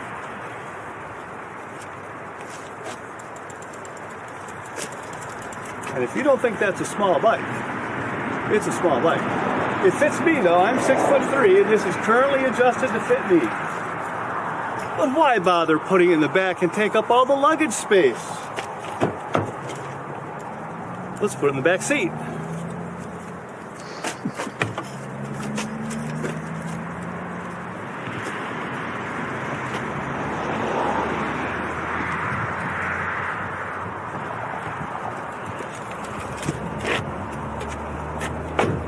And they said it couldn't be done. Now, let's just inspect my work and see how good I did.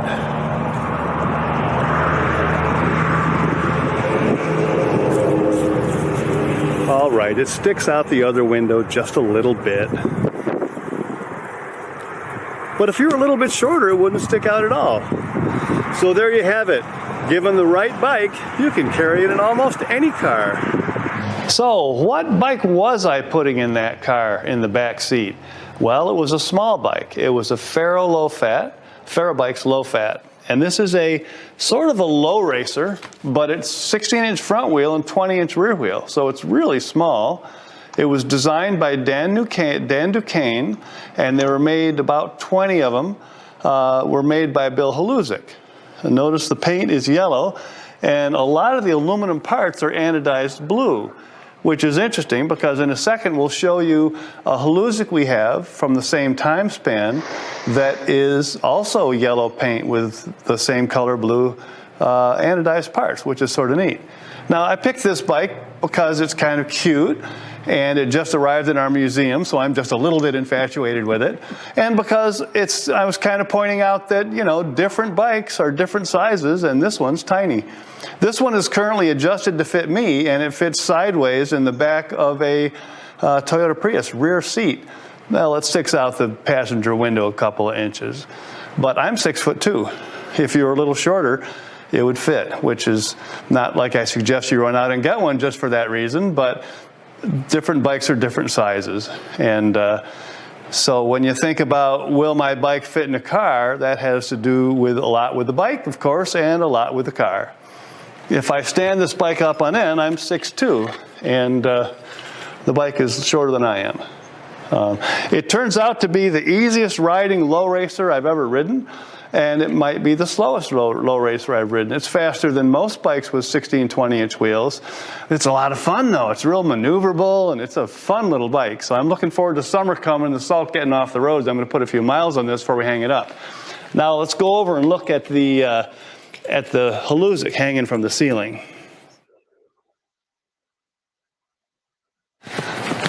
So right here, we have a Haluzik, and you'll notice it's the same color, yellow and blue.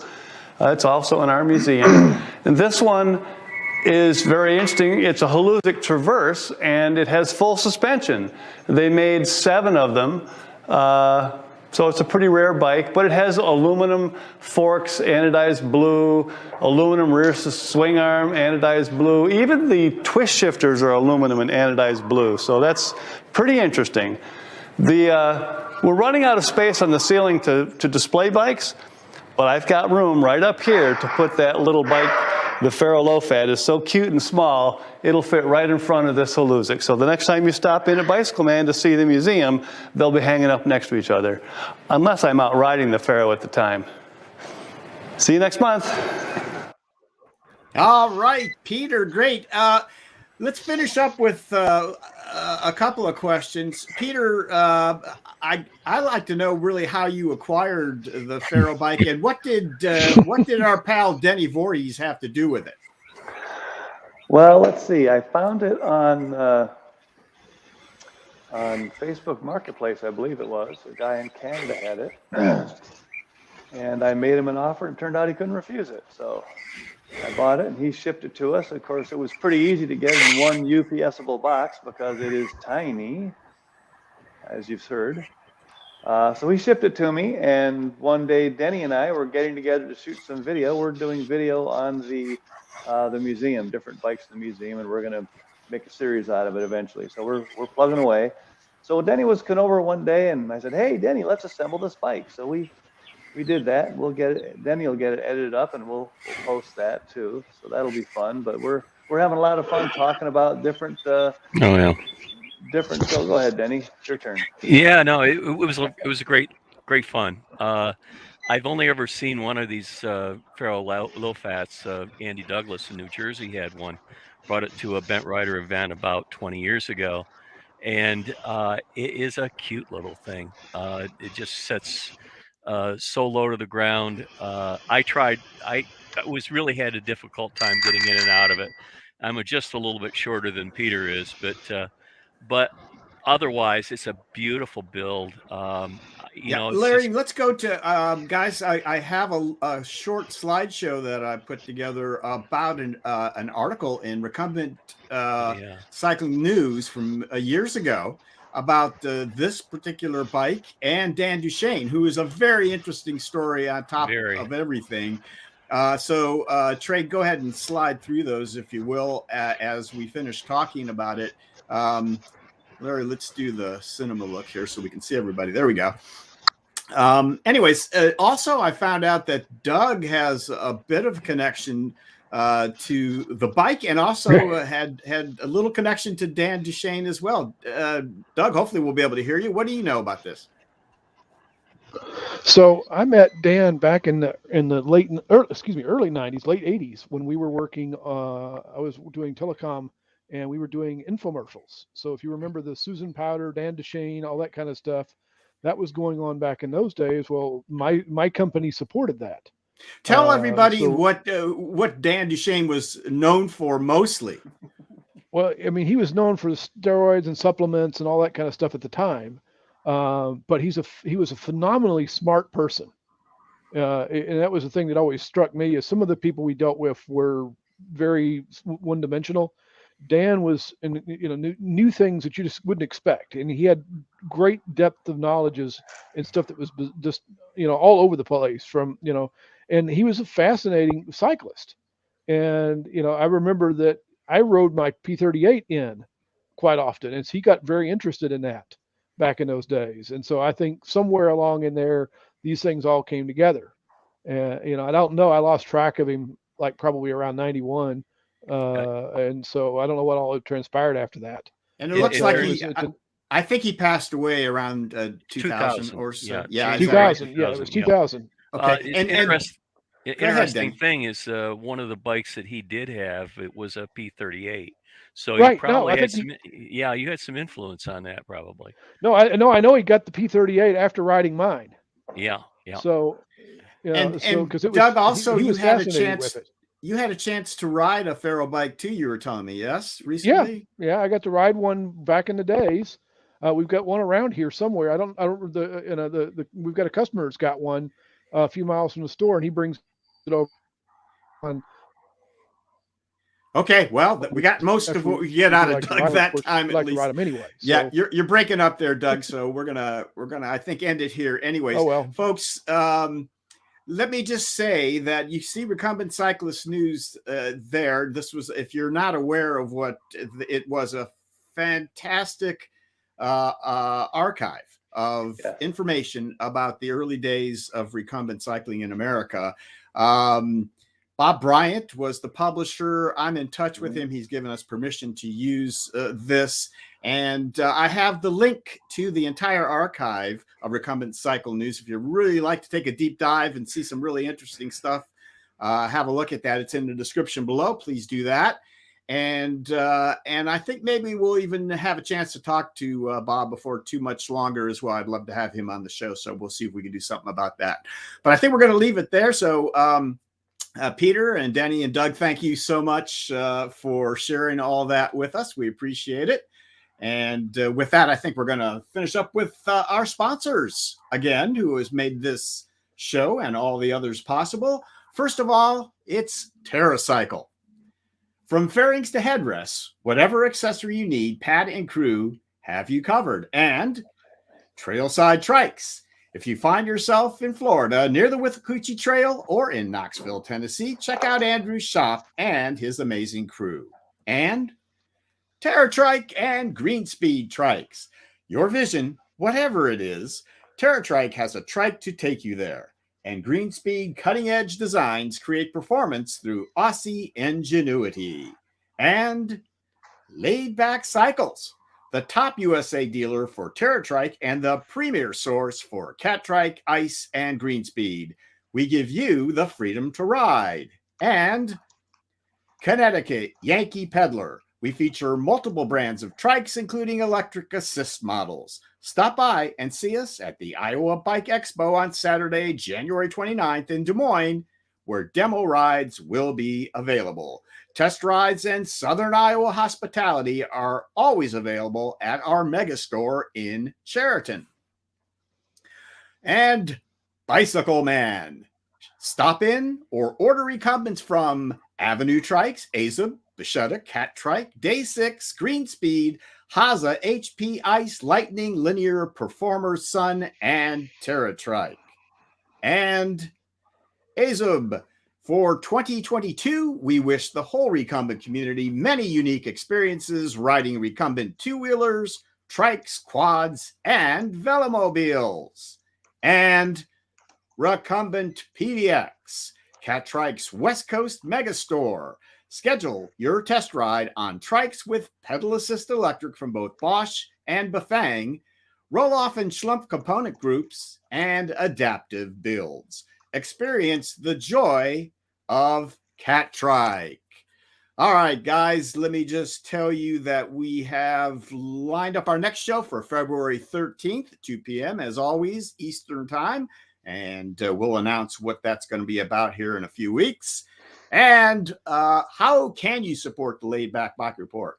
Please like us on Facebook, subscribe to us on YouTube, and click the little white eye up there for getting to our website and finding out more about the Laid Back Bike Report. And of course, the best way you can do it is to become a Patreon like all these folks right here. We appreciate that very much. All right, let's get all the panelists and guests back up for a final goodbye. You guys did a great job today. Larry, Trey, thank you so much for all the hard work. And to my wonderful guests, thank you for working with me all month on that.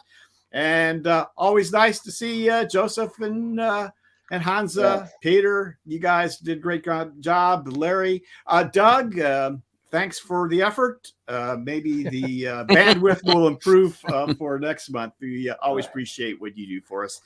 All right. So, and Denny, of course, thank you. I guess maybe we'll look for a sports report next month. So thank you guys, and thank all of our wonderful viewers out there who watch every month. So until next webcast, for all of us here at the Laid Back Bike Report, so long, Bent Riders.